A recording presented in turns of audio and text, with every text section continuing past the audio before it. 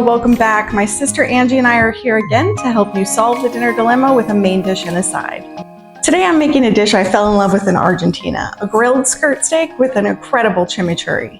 And I'm jazzing things up with a crowd-pleasing Pear Gorgonzola Salad. Trust us, there's a reason this is a top pick on our blog. First, let's talk about the steak. Skirt steak is a long, thin cut of meat that has a nice, rich flavor, and it's perfect for grilling or pan searing.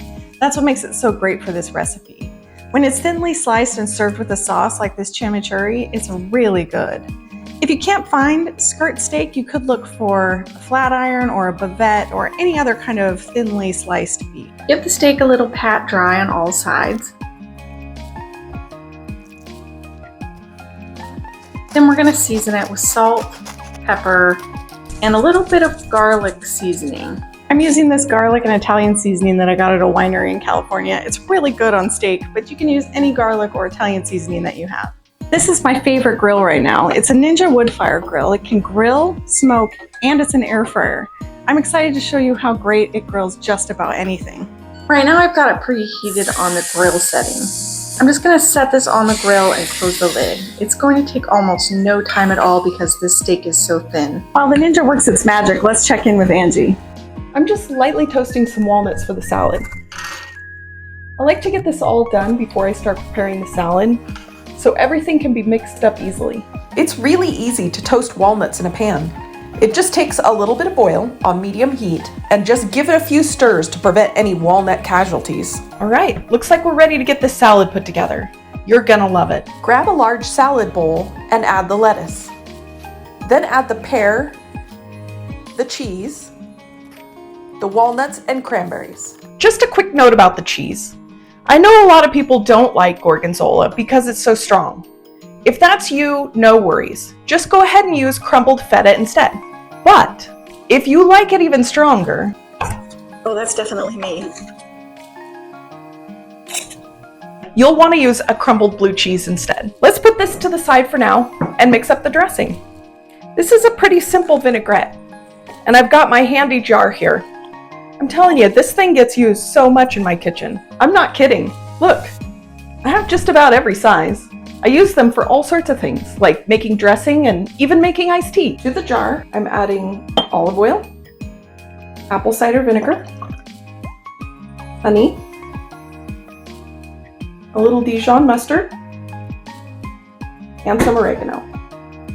That steak should be just about done by now. Laura, how's it going over there? Perfect timing. I'm just taking off the steak. Look how wonderful that looks. Got this perfect sear. Let me just tint this quickly with some foil before we go in and make the chimichurri. Now let's move on to the chimichurri. In case you don't know what that is, it is a very vibrant and herby sauce that originates from Argentina and Uruguay. It has a tangy and bright flavor that goes really well with grilled meats, especially beef. There's no one right recipe for this, so you can kind of play around with the ingredients. Get the flavor profile that you really like. And for me, that means replacing the parsley with cilantro, because I really don't like parsley. Our mom would say, no way to that swap. She thinks cilantro tastes like soap. Well, it's a good thing she's not coming to dinner then. I like to give the parsley a rough chop before adding it to the chopper with the other ingredients, just to make sure that it gets all mixed up well. The other ingredients are red pepper, garlic, oregano, olive oil, red wine vinegar, salt, and pepper. I'm using my handy little Ninja chopper here, but you could also use a food processor. Just give it a couple of pulses. You don't want to overdo it. In fact, you want the chimichurri to remain pretty chunky. It's perfect just like this.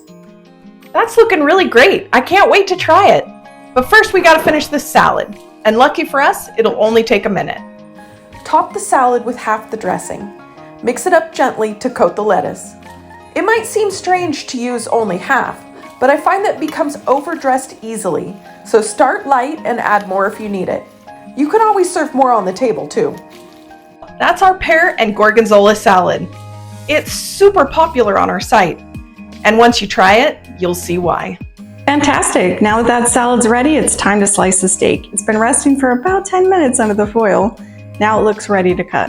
For maximum tenderness, it's important to slice the steak against the grain. To find the grain, just look closely for the striations in the meat. If it's going this way, then you want to cut it this way.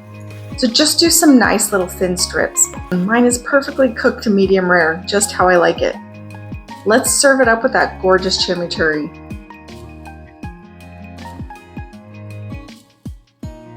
So that's our delicious grilled skirt steak with chimichurri and pear gorgonzola salad. Doesn't it look like a restaurant-worthy meal? But we made it in 30 minutes, and mostly on the grill, so the kitchen's not even a mess.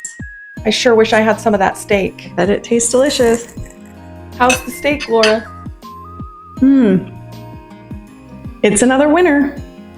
You can find the recipe in the description as well as a link to our website for more delicious recipes.